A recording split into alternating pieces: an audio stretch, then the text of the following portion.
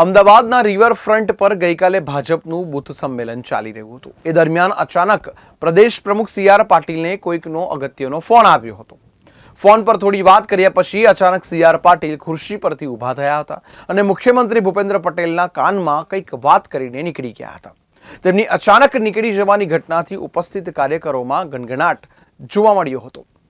હાલમાં લોકસભાની ચૂંટણીના પ્રચારનો ધમધમાટ ચાલી રહ્યો છે. ભાજપના નેતાઓ ઠેર ઠેર જાહેર સભા અને ગ્રુપ મિટિંગો યોજી રહ્યા છે.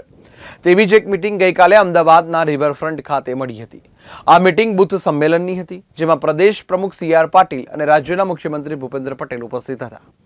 બધા દિગ્ગજ નેતાઓ ડાયસ પર બેઠા હતા અને મુખ્યમંત્રી ભૂપેન્દ્ર પટેલ કાર્યકર્તાઓને સંબોધિત કરી રહ્યા હતા.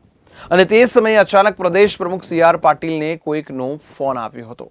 ખુરશી પર બેઠા બેઠા જ એમને ફોન રિસીવ કર્યો હતો અને થોડીક વાતચીત કરી હતી. ત્યાર પછી તેઓ ઊભા થયા હતા અને મુખ્યમંત્રીને મળ્યા હતા.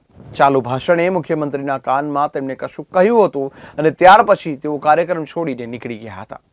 સંમેલનમાં હાજર કાર્યકર્તાઓમાં બાબતને લઈને ખૂબ ગણગણાટ થયો હતો.